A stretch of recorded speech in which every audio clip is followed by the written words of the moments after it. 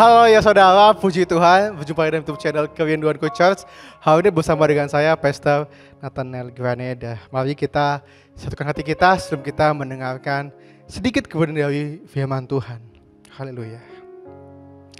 Tuhan Yesus, terima kasih hari yang baru diberikan atas kami. Kembali Tuhan memberikan kami kesempatan untuk menjalani sebuah kehidupan. Kiranya hidup kami hari ini boleh berkenan di hadapan Tuhan. Sebentar, sebelum beraktivitas, kami mau mendengarkan sebagian dari firman-Mu.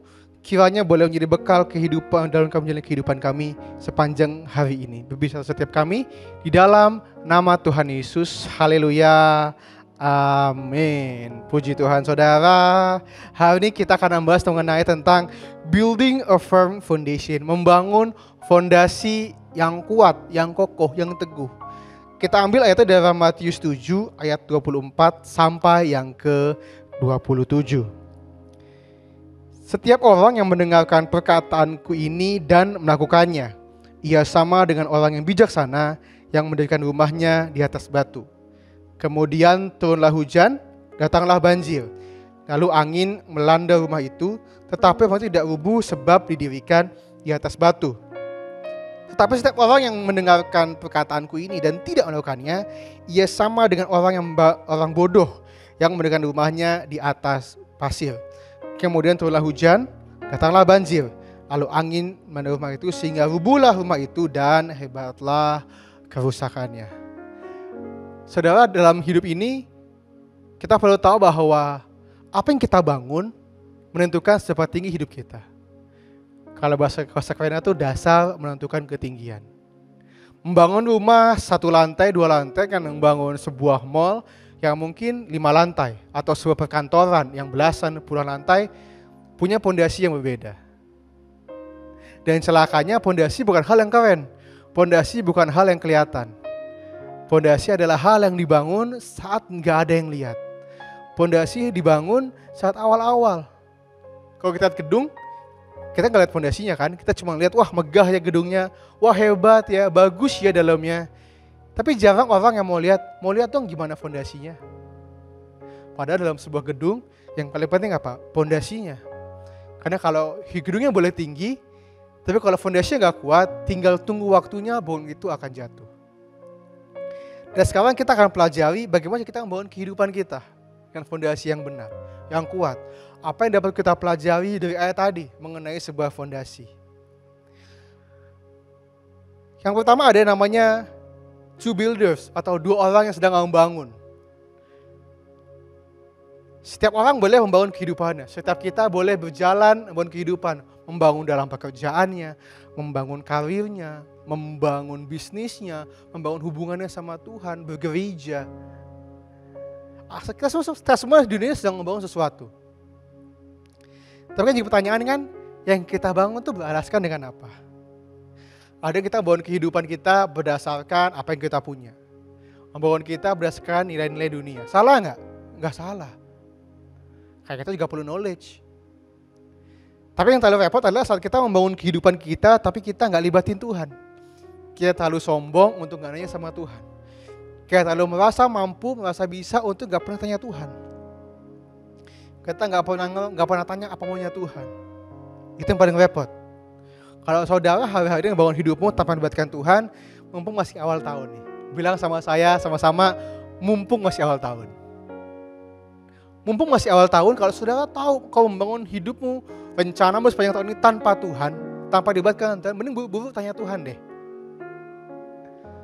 Karena pengetahuannya terbatas. Otak kita yang segede Bapak ini terbatas dengan kemahatauan Yesus. Makanya dalam Amsal 10:8 dikatakan siapa bijak hati memperhatikan perintah-perintah, tetapi siapa bodoh bicaranya akan jatuh. Kita perhatiin apa yang Tuhan mau.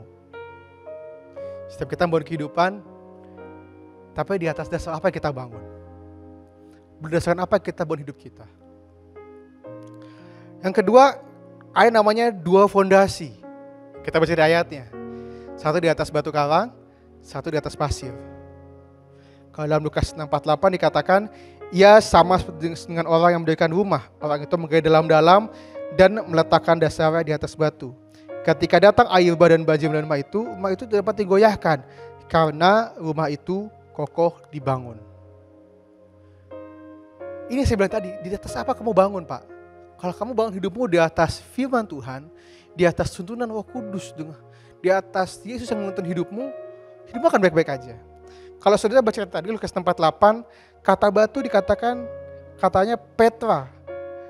Itu Petra itu batu yang besar, batu yang kuat, yang solid, yang gak gampang dijatuhkan, yang gak gampang dipindahkan. Jadi kalau saudara membangun hidupmu di atas batu karang itu yang gak dapat digoyahin, hidupmu akan baik-baik aja. Dan kita semua tahu batu karang yang teguh itu namanya siapa? Yesus. Makanya dalam 1 Korintus 3:11 dikatakan, karena tidak ada seorang pun yang dapat meletakkan dasar lain daripada dasar yang telah diletakkan, yaitu Yesus Kristus. Kalau Mazmur 18 dikatakan, ya Tuhan, bukit batuku, kubu pertahananku dan penyelamatku. Kalau saudara jadikan Yesus yang terutama, jadikan Yesus yang paling penting. Dasarmu nih, engkau bangun bisnis, engkau tanya Tuhan. Ini anak muda, engkau pilih kampus, engkau pilih sekolah, engkau tanya Tuhan. Engkau pilih jurusan, kamu tanya Tuhan. Kamu dekat sama laki-laki, dekat sama perempuan, kamu tanya Tuhan. Kamu yang mungkin yang lagi bisnis, yang bisnismen, kamu lagi mau joinan bisnis sama temanmu yang mau katanya baik, tapi kamu tetap tanya Tuhan. Saya jamin kalau kamu dibatin dalam segala aspek hidupmu baik-baik aja. Tapi kan repot begini. Kamu jalanin bisnis katanya Tuhan, pilih jodoh nggak tanya Tuhan, nikah nggak tanya Tuhan, beli rumah nggak tanya Tuhan, resign kerjaan nggak tanya Tuhan. Tapi begitu keadaan makin buruk, kamu salahin Tuhan. Kan itu yang repot. Tuhan nggak pernah ditanya, yang ada masalah salahin Tuhan. Yang salah bukan Tuhan, yang salah mah kita. Kita terlalu sombong, sehingga nggak dibatin Tuhan. Makanya Pak, Bu, anak muda, saya undang mulai hari ini, yuk libatin Tuhan dalam hidupmu. Tanya Tuhan, tanya. Dan punya hati yang rendah hati untuk bilang kayak, kalau kamu tanya Tuhan, nanti ini saya Tuhan bilang bukan atau jangan. Walaupun baik di matamu, walaupun itu katanya cuan di matamu, keren di matamu, hebat di matamu, tapi kalau Tuhan bilang bukan, kita perlu hati untuk mau ikut maunya Tuhan. Amin. Yang ketiga terakhir dari ayat tadi kita belajar bahwa namanya same storm, badai yang sama. Badai yang sama. Pak Bu, badai kehidupan, orang jahat, resesi, masalah, gak datang sama orang gak percaya Tuhan doang. Engkau suka gak suka, cinta Tuhan gak cinta Tuhan, dalam Tuhan gak dalam Tuhan, semua menghadapi masalah yang sama. Terkadang kita orang Kristen karismatik, kita anti masalah. Kian kita ngomongin berkat yang berlimpah-limpah, kita bilang amin. Tapi kan kita bicara mengenai tantangan kehidupan, kita bicara tentang korban, kita bicara tentang komitmen, kita bilang no, terlalu Taurat. Kita cuma mau berkatnya, tapi kita nggak mau prosesnya. Percayalah, di balik wujud yang besar, pasti masalahnya juga apa? Juga besar. Yang butuh operasi itu orang yang sakitnya parah, Pak Bu. Kalau Bapak Ibu cuma sakit flu nggak perlu operasi. Boleh buat di apotik juga sembuh besoknya. Dan kalau kamu minum wujud yang besar, pasti masalah juga pasti besar. Jadi orang Kristen gak boleh saya masalah. Dan percayalah, siapapun kita pasti akan menghadapi namanya masalah. Jadi jangan cepat-cepat salahin Tuhan, Pak. Jangan salahin Tuhan Bu kalau ada masalah. Kadang masalah baik buat kita. Seperti yang saya selalu bilang, laut yang tenang gak menghasilkan laut yang tangguh. Saat ada masalah, tugas kita apa? Berjalan sama Tuhan. Saat belum ada masalah, tugas kita apa? Bangun hidup kita yang berfondasikan kepada Allah. Bangun hidup kita di situ. Hingga saya jamin, apapun masalah yang terjadi tahun ini, apapun tantangannya, siapapun yang boleh bangkit seorang saudara, tidak punya kuasa, tidak punya hak, tidak ada bagian untuk mengambil berkat Tuhan dalam hidup saudara.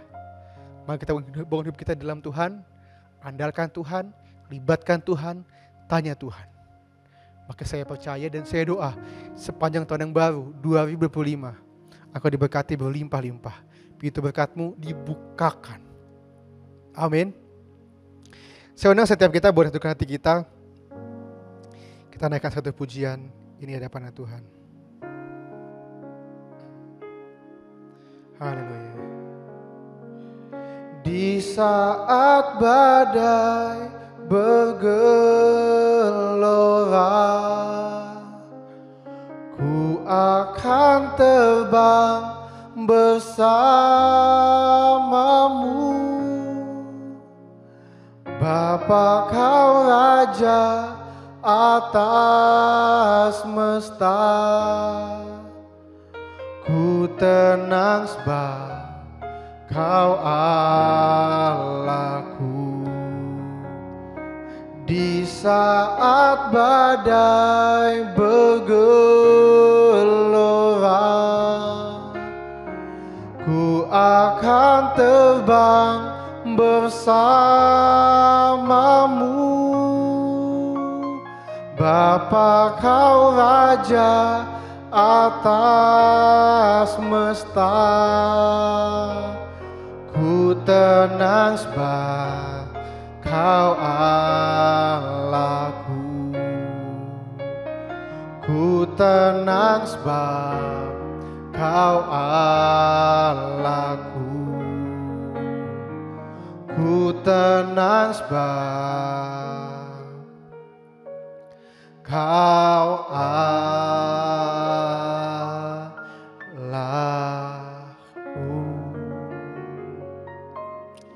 Demikian renungan pada hari ini.